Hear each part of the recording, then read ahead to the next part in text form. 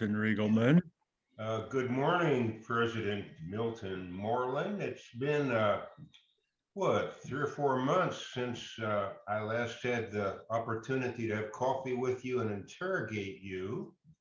Was that the time? That was the time you made that wonderful Brussels sprout cake, wasn't it? I think that was just a month or two ago, but at the time, I believe we made a cake of sugar, Oh, and yes. we put some carrots in it. So I think that was the Christmas holiday show. Outside of Craig House with sugar. Yeah. That, Yeah, that was memorable. I'm still recovering. indeed, indeed. So how has January been for you, Milton?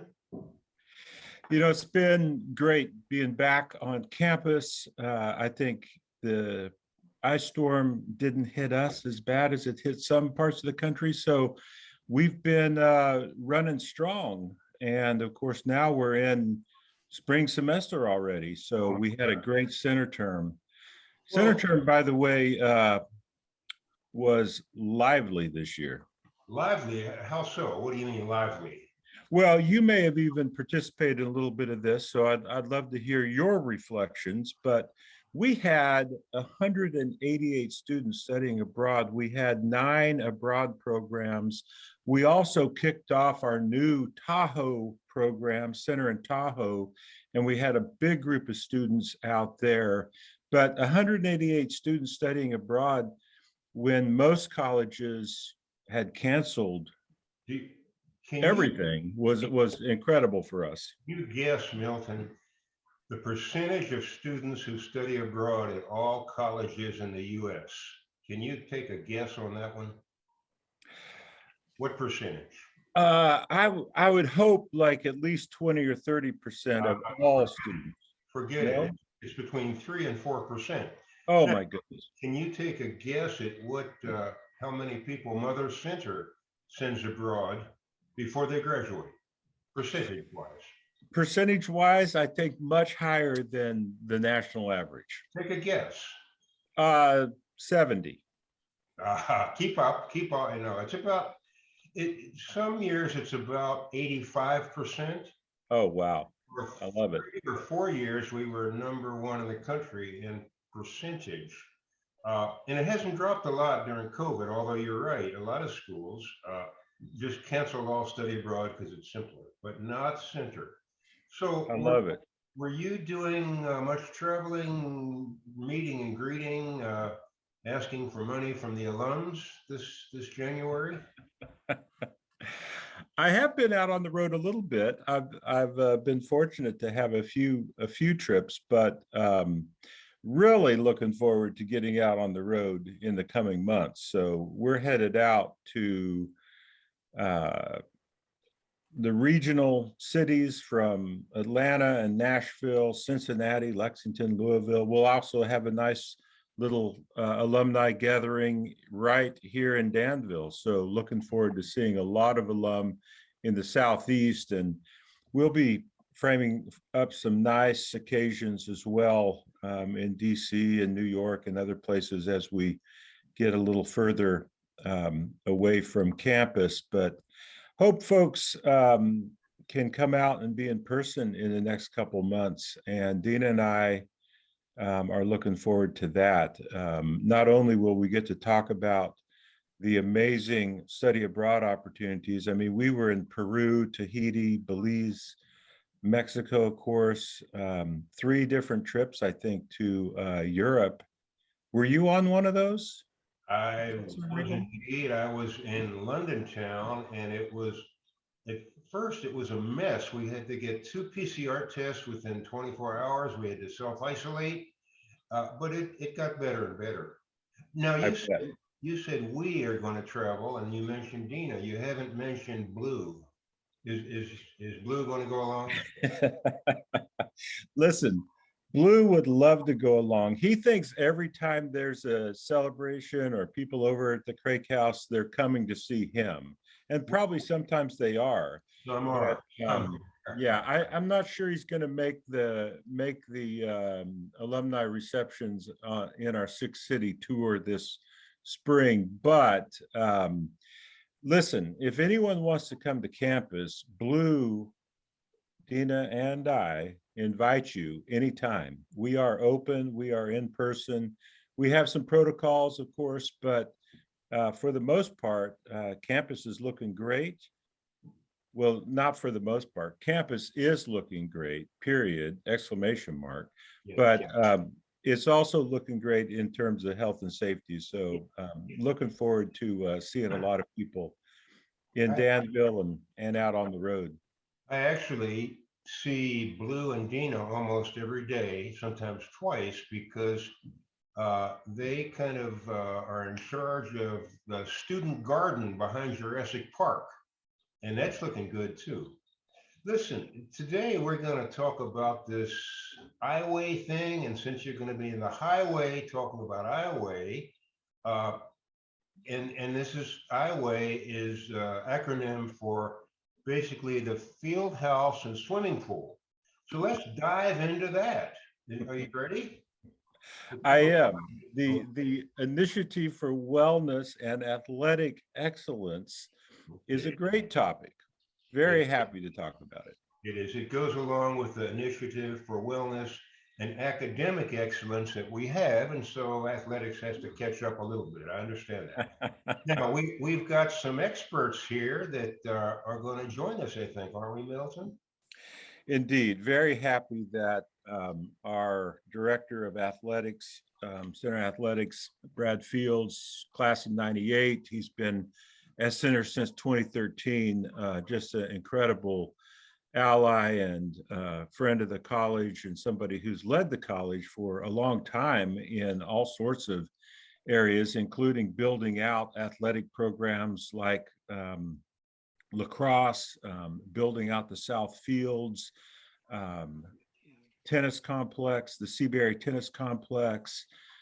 He's been integral in helping provide new spaces already on campus, the Almond Soccer Complex, the new softball complex.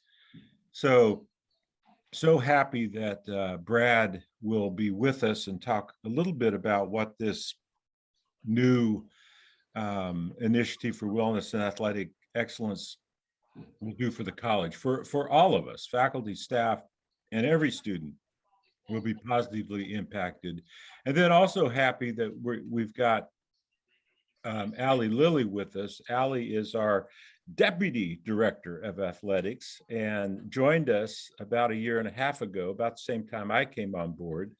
And she has been a terrific new support person for Brad, but also just a support person for all of the coaches and a real leader in our initiative here, getting us excited about what this is going to bring to the campus, helping us do some fundraising, because we still are fundraising for this project, and looking forward to people thinking about ways that they might want to be involved in helping us put this on the map without any long-term debt for the college. That is our goal. So we've actually already raised about getting close to 50 million on this. So Kelly Neshi and the development team have done great, but we're looking at raising about 10 more million in the next couple years to finalize this and not make it have a negative impact on our budget, if you will. So the philanthropy has been incredible so far, but happy that I can talk about that, and Allie and Brad can talk about the incredible project that is already underway. Before I make my gift, maybe closing the gap, I want to know a little more about Allie. We have met, but I don't know much about you, Allie. Tell us where you were born and what your first memory was, anything at all. Tell us something. Oh gosh. Well, I'm from a small town in East Texas, and born and raised in Texas, Beach City. So it is Yeah, most people haven't. So it's a much smaller town than actually Danville is. And I guess a fun fact would be I played Division III volleyball and coached Division III volleyball for about 10 years before I moved into administration. Good. What's your favorite color? I think right now it would be gold, maybe. Good answer. Yeah, Okay. yeah. Well, take it away, Brad and Allie. Tell us about this highway thing. Sure thing. Good to be here. Milton, you're not going to trip her up, so nice try, but she's too good there. So obviously, thank you for the nice introduction to President Moreland. I guess the one thing I would add to all that, and those that know anything about me know I'm a competitor. So, you know, when I got to center or returned to center after a 15-year absence, you know, after graduation and developing in the career world and then coming back here, you know, you touched on a little bit in your opening, Milton, about there are some facilities that needed to catch up with on the athletics front, and also how do we make ourselves more competitive. And one of the things that I love about being here is we are interested in the whole person. So we're really unapologetic about the fact that success in everything we do matters. We have about 650 student athletes here. And so we started looking at the ways that we teach grit, resilience, leadership, all those important qualities that we teach a lot of ways across campus. So how do we build out that foundationally? So about 7 years ago, conversations really started. And at the time, it was the Field House project, because that was something that we felt like could really separate ourselves both athletically, but as Milton and Milton have both alluded to, really a transformational building for our whole campus and our community. And we'll talk a little bit more about that as we go along here. But of course, with any project, there's roller coaster rides, right? There's ups and downs and twists and turns. And I'm excited that it's evolved. You see the vision right there on your screen, and then it's evolved to where it is today. And that doesn't look like progress right now, does it? I don't think we could host anything right now, but that is literally what it looks like if I was to walk outside my door. Mud wrestling, Brad, that would go good. Yes.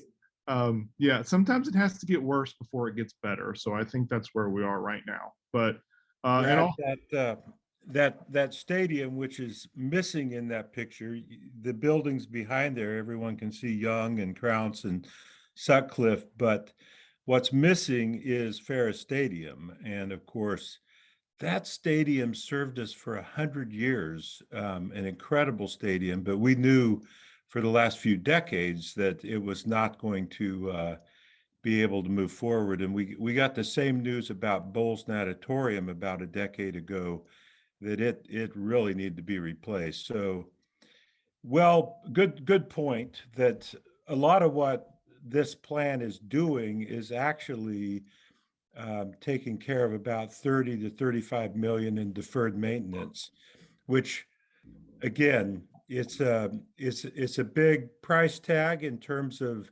putting all of these projects together into a single package. But I think, you know, as you think about what it's doing, not only to make us more competitive, but what it's doing to help relieve some of that long-term deferred maintenance, is, you know, to me, makes it all worthwhile. I'm hoping Allie and Brad and Kelly and others can come up with a better PR slogan for building the stadium. 100 years ago, how they raised money was say it with cement. You could give what, 50 bucks or something and give a bag of cement. I think you can do better than that, Brad and Allie. Okay. Definitely working on that. Good. Keep working. Will do. So that's today. Let's show you a couple of images of what it's going to look like. So the components, and I'll go through about 5, because this really is a comprehensive project. The first one here is a new natatorium, which Milton Moreland alluded to. We have been talking about a new pool on this campus for a while now, and the need was there. It really takes duct tape and bubble gum to even get it through right now. So we could not be more excited to eventually transition over and get in this natatorium. Just to tell you real quickly, it is Olympic size, so it's 50 meters in length and it's 25 yards wide. And if we've got any swimmers on here, you know that in college, 25 yards is a big number, an important number, because that's what you swim. So it allows us to swim the width of the pool for training, and then for meets, you can move the bulkhead and then you swim in a competitive style while having diving as well. There's seating for about 700 and just all the amenities that we need to have to host everything from regular meets, conference meets, up to national meets. So we'll go on to the next one, which is the indoor field house. And this is really the new piece. So what Milton Moreland said earlier about a lot of deferred maintenance, this is the one thing that we don't have right now. And it will be a game changer and a showstopper. The ability to gather in this facility, and we'll talk more about that in a minute, is just phenomenal. But it's a 200-meter track, which is the gold standard for NCAA competition. And then that's turf that you see on the inside, which will allow our teams a chance to really practice. We're the northernmost school in the Southern Athletic Association, so we certainly will appreciate the opportunity to get in and out of the weather.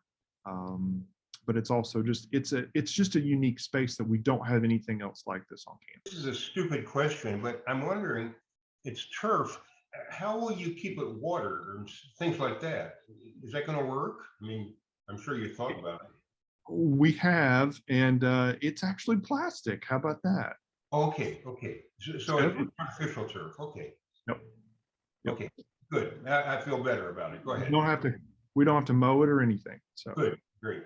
Okay. So the third component is the stadium, which we've talked about, and there's a couple of different shots. You'll see this one is set up for track. You'll see one for lacrosse, one for football, just illustrating again the multi-use function of this space.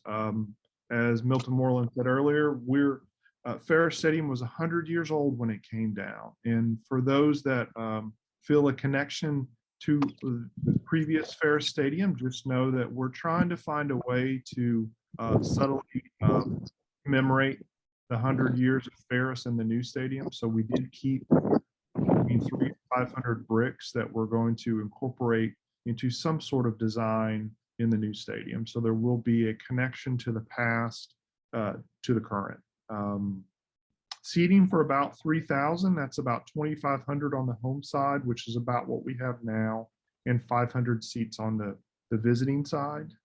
It will have locker rooms for 3 teams, football, men's and women's track, which will be tremendously helpful.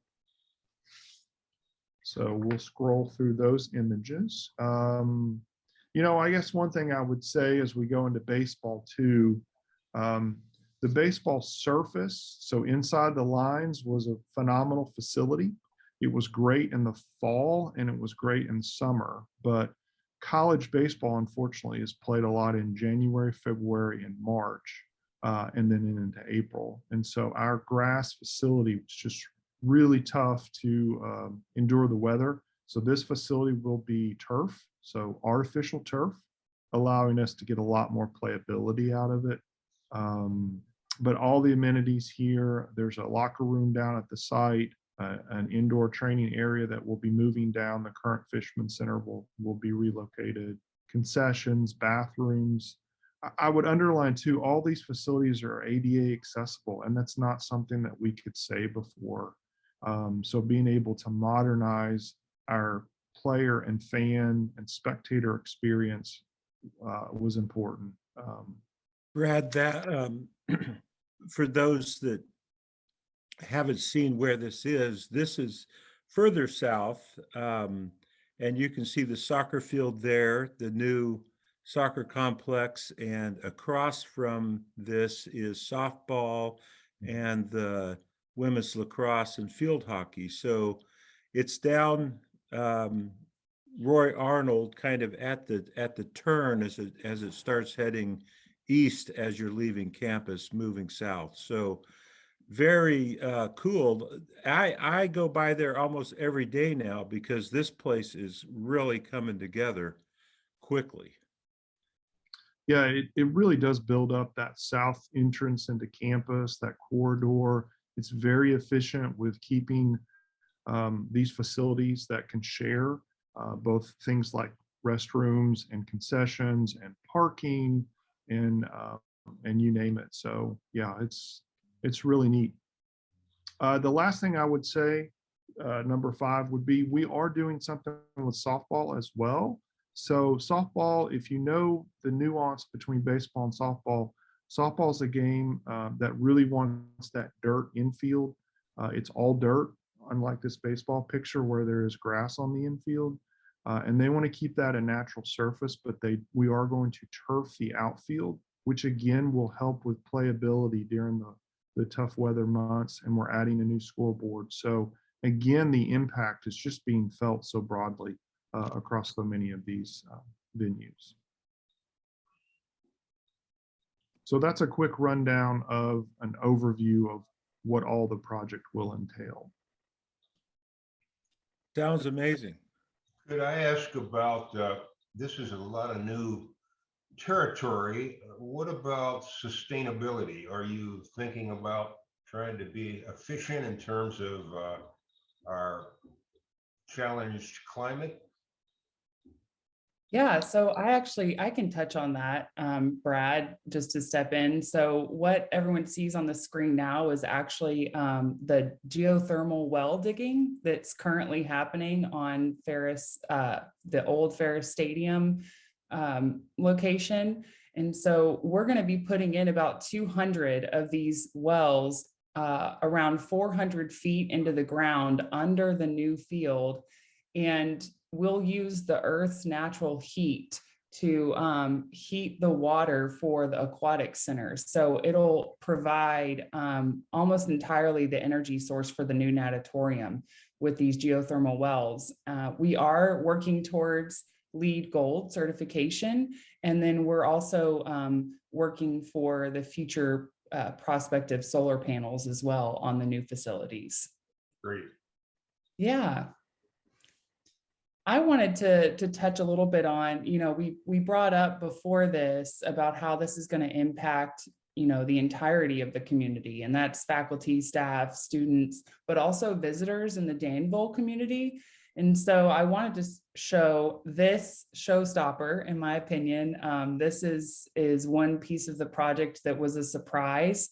And fortunately for us, a very generous donor made this possible. And I really think this area is going to be an incredible space for community gathering, for alumni functions, for food trucks, concerts, student events, and also to really connect the campus north to south. We're really working to make all of these facilities work together in a cohesive way to allow, the flow of campus to go from Southfields all the way up to the academic spaces. And so we'll be incorporating an entrance into the back of the library as well. So the flow from the front of the library, where you can grab a book, walk out and go sit and study outside, walk into the new complex where we'll have a ton of new study spaces, study lounges. You see up here upstairs some glass into a meeting space, a team room, hospitality areas, lots of different facilities for community gathering with all of this new development. And one thing too, obviously wellness is in the name. And so I wanted to touch on how physical wellness and the aspects of these facilities will help our entire community in terms of physical wellness. And so we have several spaces in these in this field house complex per se, where you can do yoga, Pilates, fitness classes, and then also leadership development. That's something that Brad touched on that's really important to us. And right now our athletic department has kernel performance programming. I know our student life office has a focus on student leadership development and programming for that. And so we see these spaces also being utilized for those types of activities as well. And then Milton, here's your spotlight on your shining face again. And so we've got a picture of commencement in the field house. Wanted to show this just because we all know commencement. We're all familiar with that ceremony. And I think one thing that's really exciting about this field house, as well as the stadium, is that we'll be able to house so many new gatherings with larger audiences, including commencement in these new facilities, especially, you know, many of you might have gone to a smaller center when you were at center. And so as we grow our student body, so will our audiences for events. And so we're excited about the capacity that these new facilities will allow us for different events. Allie, Yeah.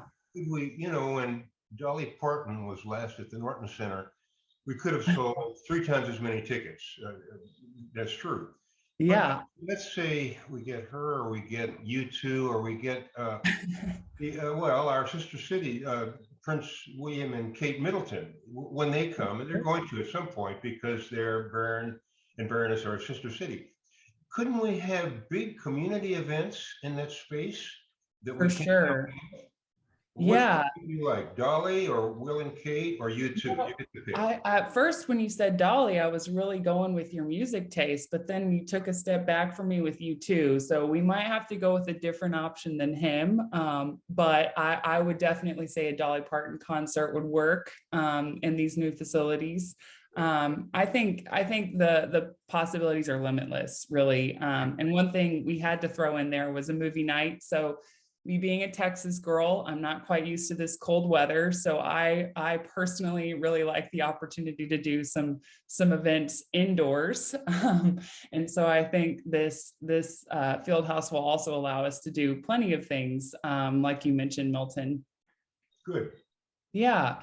And one thing I think my perspective is limited on, but I think Brad's could probably offer some is just what he thinks the impact on Danville, the city of Danville, will be. Yeah, like a lot of folks on this screen, I spent 4 years here as a student, and you get to know the community some, but it's really since coming back in 2013. So I've been back 9 years now. My wife and I are raising our 3 daughters. So really these facilities are just about being able to create elite athletes out of my kids. I mean, let's be honest about what we're trying to do here. No, in all actuality, they are they're at almost every sporting event, I must say, along with Allie's two boys. So it's quite the team. We were thinking maybe that if the 5 of them could just be a team, we could have another team. Yeah, it's true. We'll see if we can get an Olympian out of the group. But but in all seriousness, 2 things. One is economic impact. The amount of visitors that will come to campus, and then we can sort of parse that out over 2 things. So one, prospective students. So if you think about not necessarily in that sophomore, junior, senior group, although there will be, but also even younger down, getting folks on campus, thousands, to come here for swim meets, track meets, baseball events, you name it, will help us. And then the impact on the greater community, the restaurant and hotels, I think you're going to see, it's not hard to figure out why the community is excited about this. And then, a lot of small towns don't have these kind of venues. So for quality of life here on campus, but also in our community, it's really exciting for families like myself and Allie's and the many others that will be able to have their kids have access to some things that are really only found sometimes in larger cities. So the quality of life, the economic impact, and the impact on campus and recruitment is just huge. I have one other question for anyone who can answer. That really stunning little plaza between the library and highway with the clock tower, it's stunning. But will that have a name? Has that been named yet, that plaza? It hasn't. It hasn't been named yet. We do have a donor, but our donor is anonymous, and so it won't be named after the donor. On the other hand, we could, potentially have a contest. I will say one thing about students. Students name everything. So if we don't name it, they'll name it. So who knows? Maybe the students already have a name for it. I don't know. They have a name for me. So is it, Some of the folks listening in, I can see their names, will recall that one of the past presidents here had a sort of a minor obsession of building a bell tower. I wonder if he happens to be the anonymous donor. Well, that would be appropriate, but otherwise we can think. And I suspect if there was another donor that gave even more, we could name it after that unknown donor at this point. Maybe he or she is looking right now. So think about it, folks. yeah, everybody's in the running at this point. Good. By the way, that look here from the south up to the north, you mentioned, Brad, the ADA, and I see that ramp, which I love, heading off to the east there. But this right now is just a hillside. So just having that grand staircase is also going to be really incredible to have access for everybody. You can drop off down here on this side of campus and have great access to campus, both wheelchair accessible and that grand staircase. Am I right?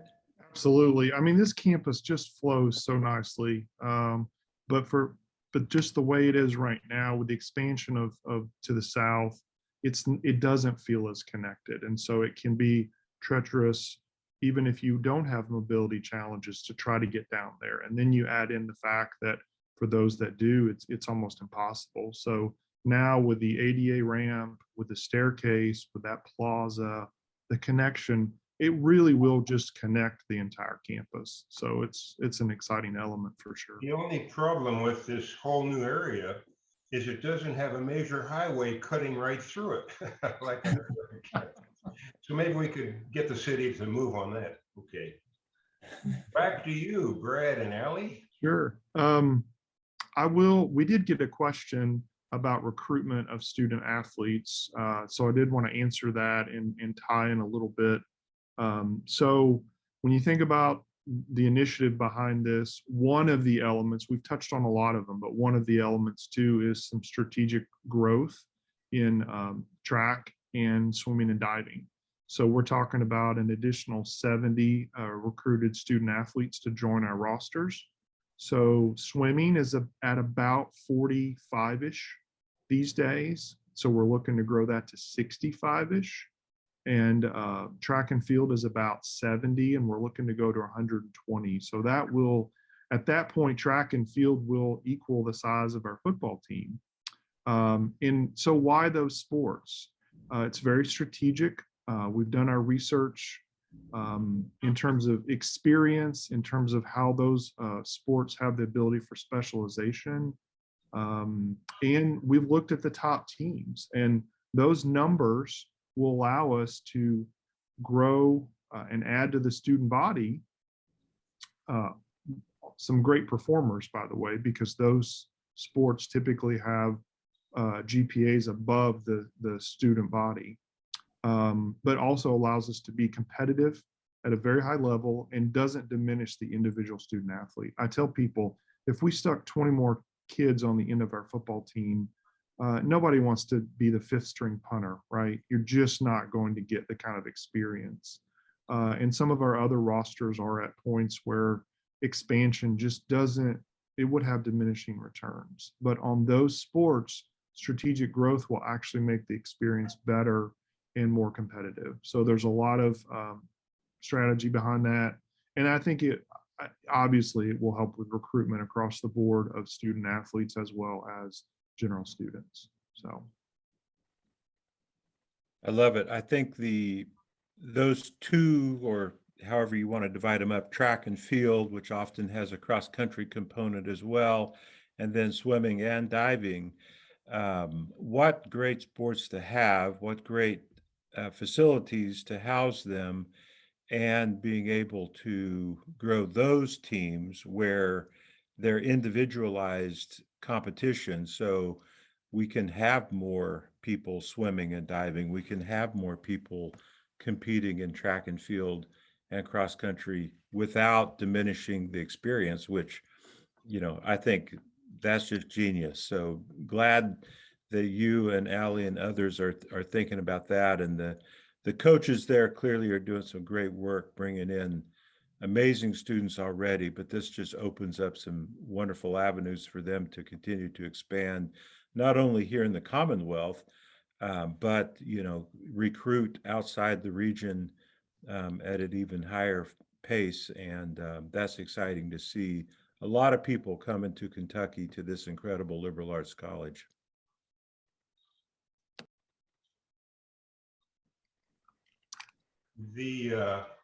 I know that Milton Moreland, that you and Dina and perhaps Blue have already pledged $100,000 to the President's Committee. What is it, President something, that would help close the gap between what we have and what we will need. And I want to thank you for doing that, as well as all of the wonderful donors so far. Now, again, that was a Jurassic rumor that you have been sort of a lead gift in the President's, is it committee? Is that what it's called? President's something. President's Circle or something. Is there truth to that? Have you pledged that? Or shall I ask Blue? Blue can neither confirm or deny that rumor. Yeah, maybe the President's Club. We are, Dina and I are both excited about this project. We know it's a game changer, it's transformative for Center College. We personally decided to be a part of this, and have already been joined by 25 other alumni and friends of the college. So excited about that. Some parents have jumped in, and they see this as a game changer and want Center to be prominent on the map of higher education moving into the next 100 years.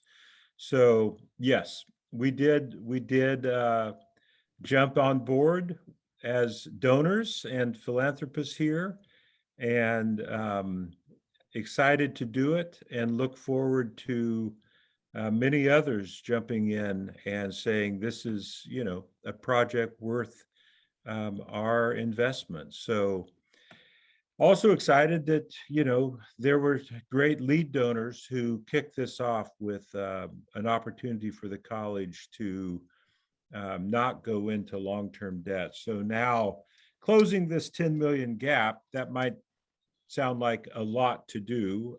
Clearly, there's some work to be done there to make sure everyone understands how important this initiative is. But we believe there's a lot of folks who, in seeing this, will either want to be a part of it at the level of putting a name on it. Some people say, why is it called Iway? Well, that's the placeholder name until you name it with your philanthropy. So we'll name all of these spaces after great alumni and friends, foundations who give to support this. So really looking forward to the opportunity to tell this story in the coming year as the facility is getting built. And we're looking forward to kicking off a great opportunity here even next month with this baseball facility, which you can see here is really coming along. That's a great shot, Allie and Brad. Looks like we'll be ready. What do we know about the completion date on baseball facility? Yeah, so we are headed towards an early March completion date, ready in time for opening weekend. And I, for one, am really excited about that weekend and our baseball team being able to play in this new facility. But I think we can all be excited that we might get to relive a first pitch from our very own Milton Moreland. We haven't come up with your nickname yet. We've got to come up with something for you, like the golden arm maybe. But I think that's going to be a fun weekend event, and we're going to have plenty of people come back in town to celebrate the opening of that new facility. The photo is from a groundbreaking ceremony a few months ago with the baseball team, and that is a dirt clod. So I may be better throwing dirt clods. I don't know. Although, as you might know, my oldest son was a baseball player. Baseball is a year-round sport, and he started when he was like 0 years old playing. So I did get to throw a lot of pitches to him over those 20-something years. I kind of miss it, although my arm thinks that it was a good decision for him to hang up his cleats. You know, if Bill Breeze were alive, he would say about I weigh that, man, that is right up there with say it with cement. It's about as attractive. Yeah. Do better. Okay. We'll get a few more mottos going here. We've got a crack marketing and communications team here at Center College, so we can do better than say it with cement. I'm pretty sure about that.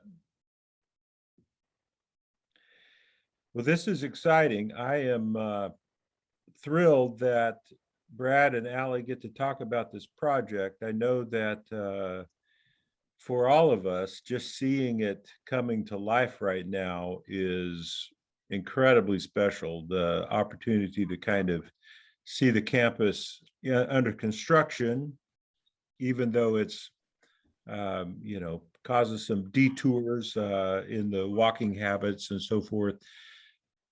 Just seeing all of that beginning to be built, I think, kind of re-enlivens the spirit during this pandemic.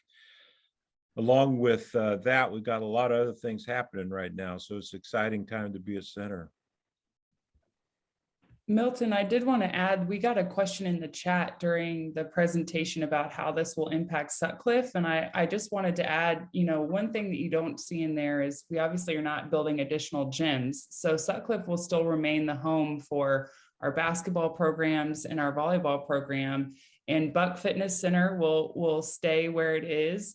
But we, one rendering you didn't see was the additional 6,000 square feet of strength and performance space that will be also in the new indoor complex. And so with our growing student body, we really needed more space for our varsity athletes to train as an entire team, because many of our teams can't fit in Buck right now, but then also for all of our community to be able to come in and use the facility too, especially even when our athletes are practicing, our varsity teams are practicing, it really opens up a lot of new space to allow our entire community to engage in physical fitness all at the same time. So Sutcliffe will stay where it is and as it is, and obviously we will continue to do upgrades to those spaces.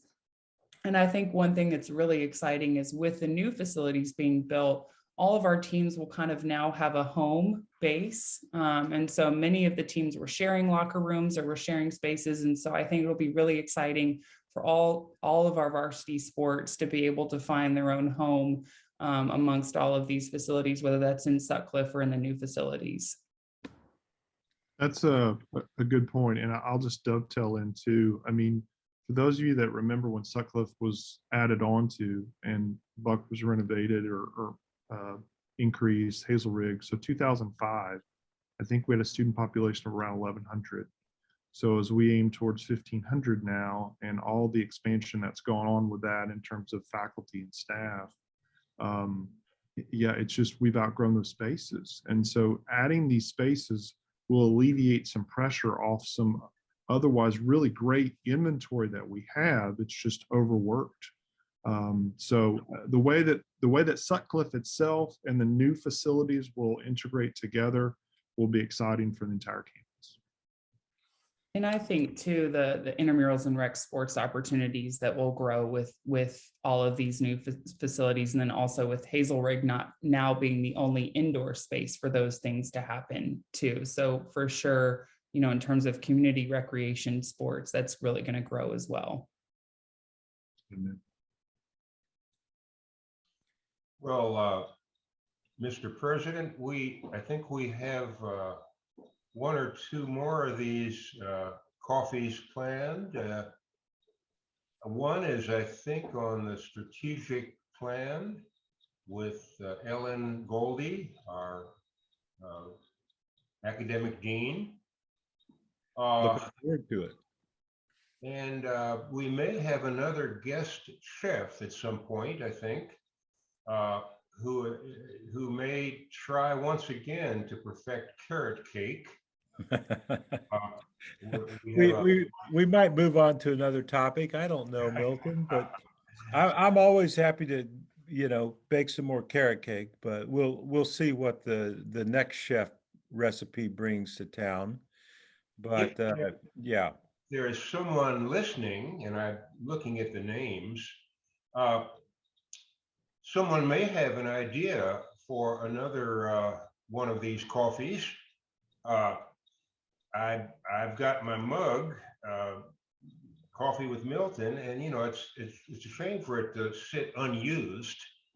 So I'll look forward to being with you again some morning. Do you have any final words of wisdom to impart? Wisdom or not, I have words. Yes, the strategic plan, the board has recently approved a new strategic plan, and I would love for folks to tune in and hear a conversation with you and Ellen Goldie about that. It is focused on wellness, but also on career readiness, trying to get all of our students thinking about future careers and being able to support their interests and internships, but also thinking about community engagement, the way our students can be thoroughly engaged in the community, building out our incredible study away, study abroad programs even more. This year we started programs in New York and Tahoe. And in the coming years, we're headed to Africa, to Ghana, for a full-time program there that we're starting, and a new one in Ecuador.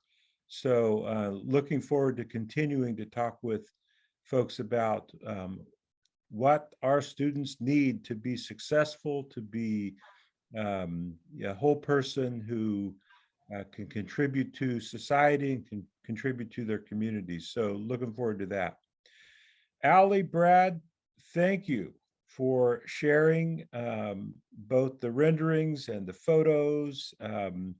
We're breaking ground on all of these projects now, and as Megan put in the chat, we have a opening date next month with baseball, and opening for many of the other facilities in the fall, and then we'll complete this project a little over a year from now with the opening of the natatorium, the field house, and all of that incredible space there, which includes, as Brad mentioned, that great workout space. And as Allie was talking about, there'll be some food and areas for study and fellowship in the new field house as well. So if you're thinking about coming to campus, those of you on the call, those of you listening in, please do come visit us. And